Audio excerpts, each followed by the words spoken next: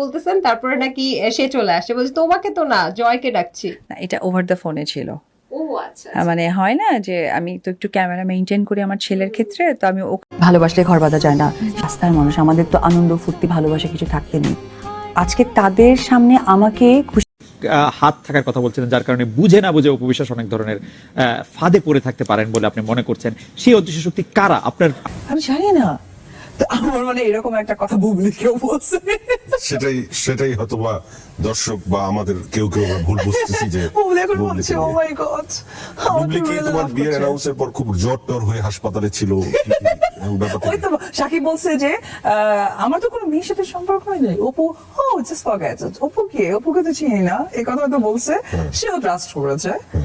তাহলে সে কি তার দিক থেকে সাকিবকে ভালোবেসে ফেলেছিল তোমার, সেটা তুমি মনে করছো? আমার মনে হয় পাগলামি করে তো। আচ্ছা আচ্ছা, কারণ তাহলে আমরা যেটা জানলাম যে বুবলি সাকিবকে ভালোবেসে ফেলেছিল, সাকিব আসলে তার সাথে দুষ্টামি করছিল। হ্যাঁ, বিকজ সে তো আমার হাজবেন্ড, এবং সাকিব এই দুষ্টামিগুলো তোমার সামনেই করে। আমার সামনে অনেক করেছে এরকম, মানে আমি নাম বলতে চাই না, হাজার হিরোইন আছে। ইনফ্যাক্ট কি হয়েছে যে সাকিব আগের রাত্রে হয়তো বা ওর সাথে কথা বলেছে ফোনে, পরের দিন আমরা একসাথেই কাজ করছি, ওই হিরোইন আমি সাকিব আমরা সবাই সেটে। তো ওই হিরোইন হয়তো বা আমাকে এসে খুব দেখাচ্ছে, বিকজ আমার সাথে সাকিবের একটা অ্যাফেয়ার আছে, এটা তো জানতো সবাই, মানে ওপেন সিক্রেট ছিল।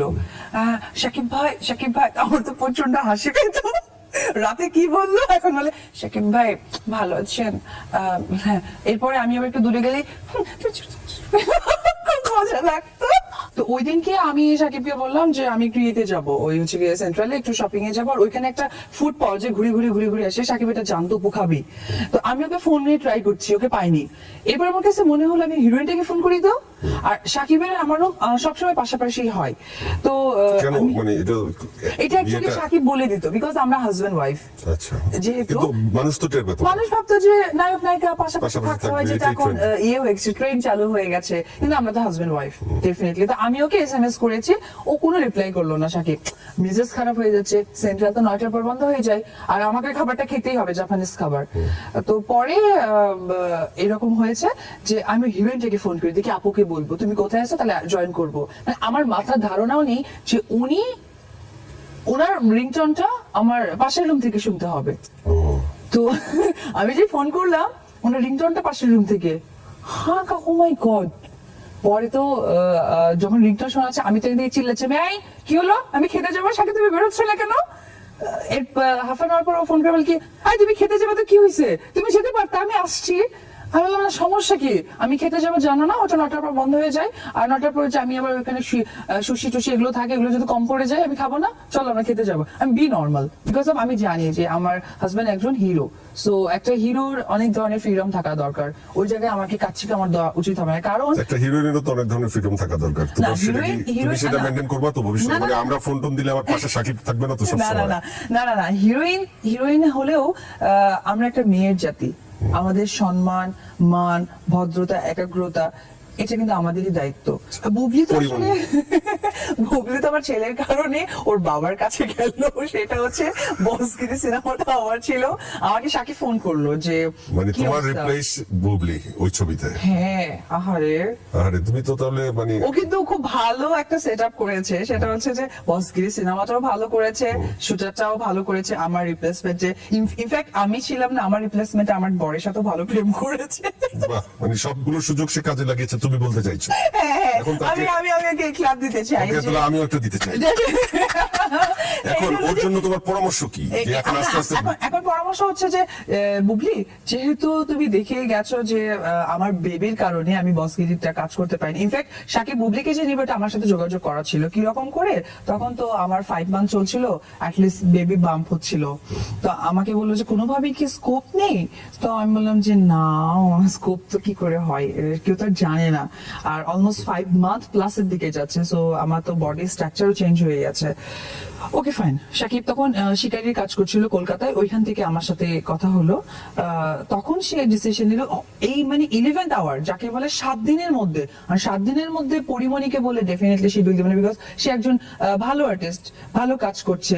মাহিকে বললে সেও দিতে পারবে না। তুমি বলতে চাচ্ছ ওই সময় সবচেয়ে বেশি কম ব্যস্ত এবং কম ভালো আর্টিস্ট ছিল বুবলি? কিছু ছিল না, সে তো একজন মনে হয় প্রেজেন্টার ছিল, বাংলা ভিশনে খবর পড়তেন, প্রথমে আগে জব করেছিলেন মনে হয় ওই যে জিএমজি এয়ারলাইন্সে এয়ার হোস্টেস ছিল, সেখান ইন্ডিয়ান দিকে জবে আসছে। বেসিক্যালি ওর পুরো ফ্যামিলিটা আমি যেটা শুনলাম, ওরা নাকি হচ্ছে কি পুরোটাই মিডিয়া লেভেলে। ওর মেজো বোন মিমি, সে নাকি সিঙ্গার ছিলেন, তারও একটু প্রেম ছিল ইমন ভাইয়ের সাথে। এনিওয়েজ, তো বুবলি হচ্ছে গিয়ে করলো কি বসগিরিতে, তখন ওকে আনা হলো, সে কাজ করলেন। বাট ওকে আমি ক্ল্যাপ যেটা দিলাম যে সে বসগিরিটা ভালোভাবে করেছে, শুটারটা ভালোভাবে করেছে। আমার 10-12 মাসের মানে কি বলে Pregnancy period, গ্যাপেরটাতে ও আমার হাজবেন্ডকে ও তোমাকে মানে ও তোমার জায়গায় সাকিবের স্ত্রীর মতো সাকিবের পাশে ছিল নাকি? এতটা এক্সপ্লেন করতে চাই না। ও আমার কাজগুলো ভালোভাবে করে গেছে। অ্যাকচুয়ালি আমি নিজে একজন ইন্ডিপেন্ডেন্ট মেয়ে, এটা তো বলার অপেক্ষা রাখে না। তো একটা হিরোইন তার নিজেকে চালাইতে পারে। এখন এসে গেল বাচ্চার প্রসঙ্গ, অবশ্যই তার বাচ্চাকে সে ভরণ পোষণ দিচ্ছে। আর কেন 71 টিভিতে তো নিজেই বললো আমি ও তো 71 টিভিতে বলেছে আমি বাচ্চার দায়িত্ব নিব, বাচ্চার মার দায়িত্ব নেব। না, পরে আবার চেঞ্জ করে বললো না পরে কি যে তোমার গুতা খেয়ে চেঞ্জ করেছে? রিয়ালাইজ করেছে, কারণ ওটা তো আমার আমার কথাটা কেন বললো? ইন্টেনশনালি যে উপর কাজটা কেন করলো, রাগে এই জন্য করছে। রাগে বলেছে আমি উপর দায়িত্ব নিব না। বাট পরে যখন রিয়ালাইজ করলো যে না ঠিক তো, আমাদের বাচ্চা যখন হয়ে গেছে, সো একটা না একটা সময় তো তাকে বের করতেই হতো। অবশ্যই তার এই রিয়েলাইজকে আমরা রেসপেক্ট করি। যখন সে এই কথাটা বলেছে তখন মিডিয়ার সবাই খুব কষ্ট পেয়েছে, বিশেষ করে মেয়েরা স্ট্যাটাস দিয়েছিল যে এই ধরনের স্ট্যাটাস যেটা ও বলেছিল, দর্শকও অনেক রিঅ্যাক্ট আমাদের করেছে। এক পরিচিত হচ্ছে গিয়ে পার্সন, তার ফেসবুকে স্ট্যাটাস একটা খুব সুন্দর একটা ছন্দ লিখেছে যে একটি লোক এটিএম কার্ডে গেলেন, কার্ডটা পাঞ্চ করলেন, পাসওয়ার্ড দিলেন, টাকাও নিলেন। এরপরে তাকে জিজ্ঞেস করা হলো বলেন তো অ্যাকাউন্টটা কার, বলে আমি অ্যাকাউন্টে জানি না। তো সাকিব এইসব কিছু কিছু সাকিব অ্যাকাউন্ট নাম্বার ভুলে গেছে। আচ্ছা, এই ইন্ডাস্ট্রিতে সাকিব যেভাবে মানে ভুলে যাওয়ার যে রোগটা আছে, এটা যদি আবার ভুলে যায় তোমাকে কখনো, তাহলে ওর স্মৃতিশক্তি কিভাবে ফিরিয়ে আনবা? এটাকে আগে থেকে একটু ছক করে রাখছো? ধরো বুবলি শুটিং করতে গেছে, বা somehow আমি কারো নাম নিচ্ছি আচ্ছা, না। আমি জয় ভাই ভাবছি যে কেউ- আপনি কি বুবলিকে অনেক পছন্দ করে ফেলছেন, যে না, না, না। ওর সাথে আমি- কাজ করছে, আমার ভীষণ জিদ হচ্ছে। না না, আমি না, তোমাকে না, সুযোগ না, দিব, না। আমি তোমাকে সুযোগ দিব আমাকে প্রশ্ন করার, কিন্তু তুমি আমাকে বলো। চেয়ার চেঞ্জ করবে? চেয়ার চেঞ্জ করবো, কিন্তু তুমি আমাকে বলো যে ভবিষ্যতে যদি সাকিবের আবার ব্রেন কেউ নষ্ট করে দেয়, যে হতেই পারে। তখন একটা তুমি এটার মানুষ- কি পলিসি করে রাখছো যে না, কিভাবে আবার একটা মানুষ সাকিবকে পাগল হতে বর্ষি দিয়ে পারে। ধরে ফেলবো? না না না না, একটা মানুষ পাগল হয়ে যেতে পারে, একটা মানুষের ব্রেন বুদ্ধি লোপ পেতে পারে, আবার এর চেয়ে বেশি বড় বুদ্ধি হতে পারে। এটা স্বাভাবিক ব্যাপার।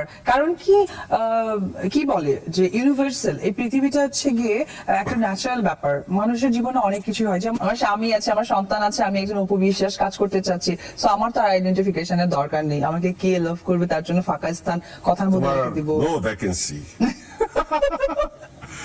আমার আপনার কাছে প্রশ্ন, আপনি কি বুবলিকে ভালোবেসে ফেলেছেন?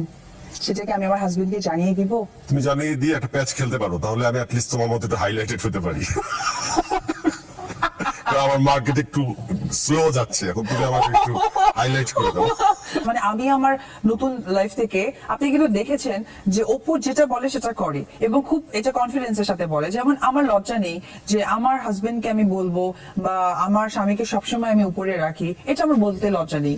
এবং আমার লাইফটা কিন্তু এটাই, আমার ব্যক্তিগত লাইফটা হচ্ছে কি আমি, আমার হাজবেন্ড, আমার সন্তান, আমার পরিবার, এটা আমার লাইফ।